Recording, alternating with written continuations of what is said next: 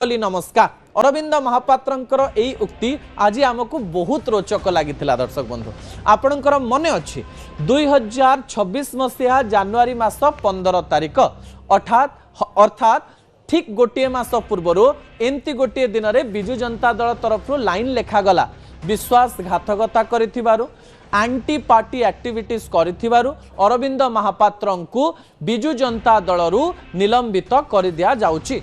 सेतेबेले बारंबार अरविंद महापात्र कहले जे प्रूफ कर दिया जाओ प्रमाणित कर दिया जाओ जे मु बिजु जनता दल सहित विश्वासघातकता करिछि।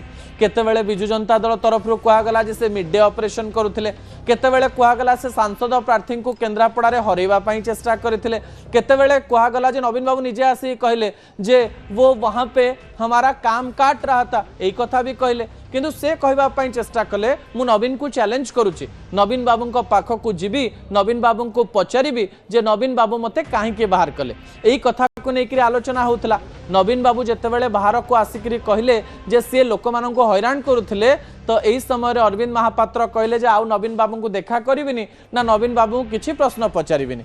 एबे भी यही कहानीटी अनसल्वड रही आमर आशा थिला अरविंद महापात्र आज विधानसभा रे नवीन बाबू किछि प्रश्न करिवे कि यही समय अरविंद महापात्र आज नवीन बाबू को देखा कले। अर्थात नवीन बाबू को देखु देखु वयोज्येष्ठ होइथिबारो बड़ नेता होइथिबारो लीडर ऑफ अपोजिशन होइथिबारो निजर पूर्व नेता होइथिबारो नमस्कार कले। नवीन बाबू भी कुआडे सीधा सड़क भाव में तांकु प्रति नमस्कार मध्य जनइले। तांकु पचरागला आपण कोन नवीन बाबू किछि पचारिले कि से कहले पचारिबार किछि प्रश्न उठुनी। विधानसभार नीति नियम अनुसार से वयोज्येष्ठ होइथिबारो मु मोर नमस्कार जनई देली। एई नमस्कार नवीन बाबू देखिथिबे। नवीन बाबू मन में अनेक प्रश्न आसीथिबो जे अरविंद बाबू सतरे जो मु बाहर करिछि ता पछरे किछि कारण रहिछि ना षडयंत्र रहिछि, अरविंद बाबू भूल करिसेंति ना मु भूल करिछि, एमती अनेक प्रश्न अरविंद बाबू एवं नवीन बाबूंकर मन भितरे रहिथिबो।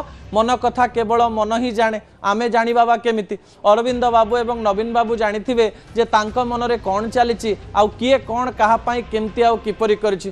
राजनीतिर चित्र स्पष्ट हो वर्ष वर्ष लागि जाए आउ जेतेबेले स्पष्ट हुए ता सतना मिछ आमे भी जानि पारुना। समय होइछि छोटिया ब्रेक।